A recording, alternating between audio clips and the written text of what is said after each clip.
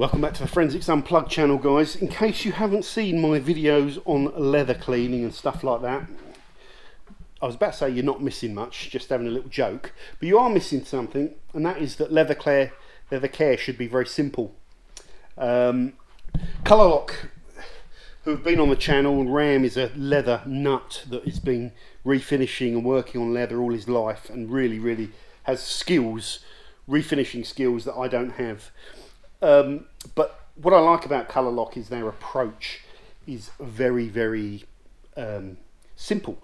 It's very simple, and that is really with automotive leather.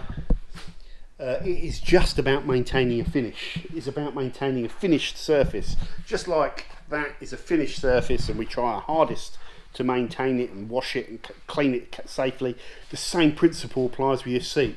The number one thing really is just cleaning your seats, you know, routinely, and cleaning them well and appropriately with something that's not too harsh or aggressive.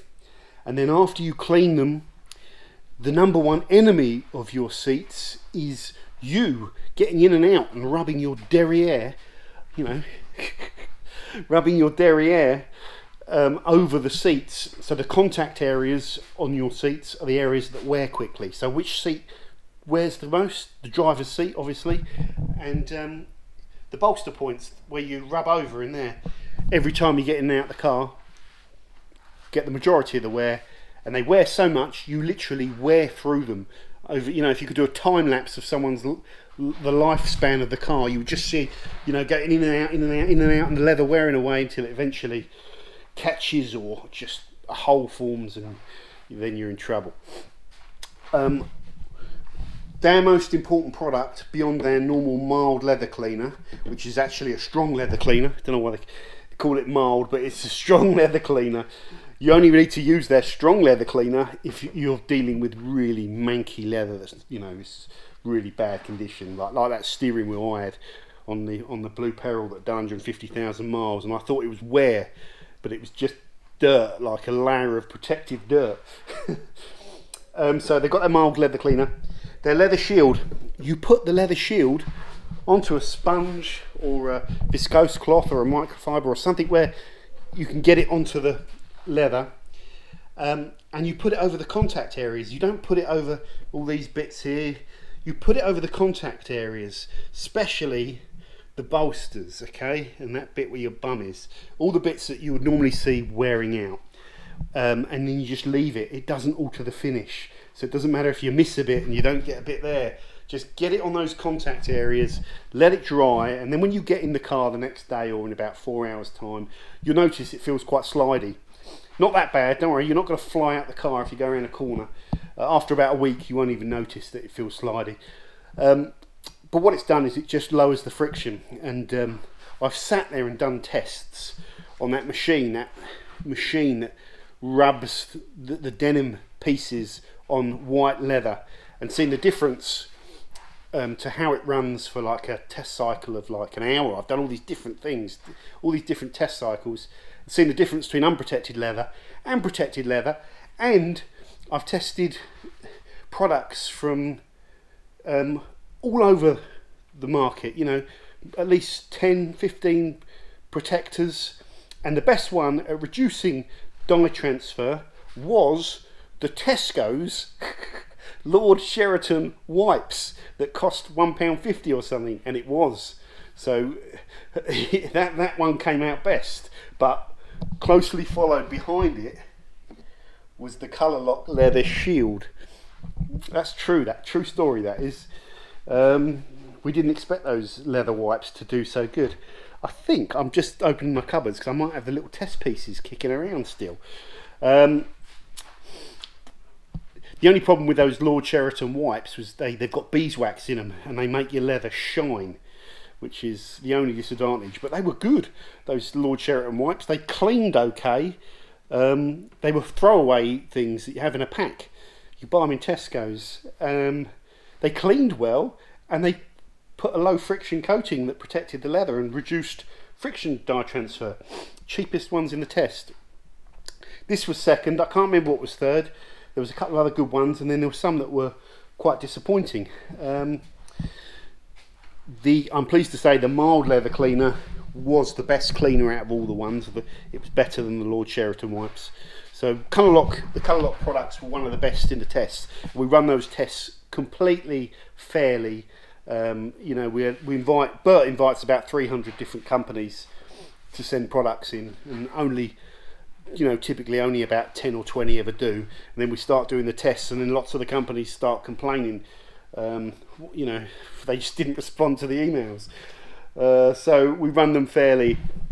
These are fantastic products, guys. The thing that might be a little bit unfair here is the friction dye transfer test. Well, this product is specifically formulated to reduce that, so it's the perfect tool for that job. They have a protector, and some of the other protectors that we were testing are more like feeds, if you like conditioners, that might not claim to reduce friction dye transfer. So there is that element. So yeah, they're good products is what I'm saying, guys. If you've got a nice new car, what you should really be doing is cleaning it and protecting it with the leather shield once every 3 months, and you should see some improvements. Especially, well, it doesn't matter what colour it is, but I was going to say especially if it's white leather like this, because you're going to see the results of that friction dye transfer. You know, you'll see the blue on it, you know, whereas black leather won't show the marks so much. So in a way, this kind of colour leather is quite good because it lets you know about how dirty it is and if it's got any dye stains on it straight away. So there you go, guys, a little ditty on the backup channel on leather for those that haven't seen it. The Colour Lock products are fantastic. Ram is a leather genius. He's been doing it all his life and has skills. You know, the Colour Lock are all about, not just about cleaning and protecting leather. They're a specialist company that are used at an OEM level, their products, to refinish. So they have like little fillers, like fluid leather, so you can feel little cracks and tears with it. It's like a flexible filler, and then you can like refinish over the top of it, and they sell you all the paint kits and that. So you've probably heard of that. They've got some old school products. Look at this one. I love the name of this. Elephant Leather Preserver. It's not for elephants, and it's for old cars with aniline leather, the proper leather that you very rarely find in cars, and convertibles where those leathers are exposed to the elements. So this is a grease-based product. It will literally like seal. It will feed old leather as well. It'll make it, you've got to imagine a real brittle bit of old ancient leather. You rub it over with this, it should make it a little bit more supple. But primarily it's there to put a coating of like protective kind of grease over it, to protect it. And it's an old school product. Look at it. Never used it. Has no scent. Oh yeah, it's very greasy. So if ever I get an old classic car, I'm keeping this, just like the name, Elephant Leather Preserver. Okay guys, so that was a little ditty on leather cleaning. These are the two products you want to be interested in. Mild leather cleaner and leather shield. And if you don't have a good leather cleaning brush, I don't know if I've repeated myself here, the Colour Lock leather cleaning brush, I think it's it's £3 I think, something like that. It's very cheap, and it's a really good brush for cleaning leather. Thanks for watching. See you soon.